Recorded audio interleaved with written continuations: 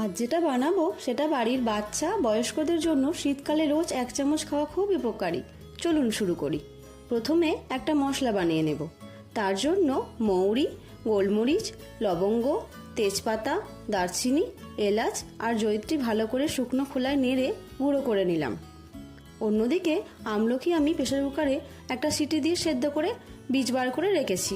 এবার সেটার একটা পেস্ট বানিয়ে নিলাম। আর একটা পেস্ট বানাতে হবে। এবার নিলাম খেজুর, তুলসী পাতা আর আদা। এটার একটা পেস্ট বানিয়ে নিলাম। এবার কড়াইয়ে ঘি গরম করে আমলকির পেস্টটা দিয়ে দিলাম। এটা লো হিটে নাড়তে থাকতে হবে। স্বাদ মতো নুনও দিয়ে দিলাম। আর দিলাম আখের গুড়। এবার এটা নাড়তে নাড়তে শুকনো হয়ে গেলে দিয়ে দিলাম খেজুরের পেস্ট। এবার সব কিছু ভালো করে মিশিয়ে বানিয়ে রাখা মশলাও দিয়ে দিলাম।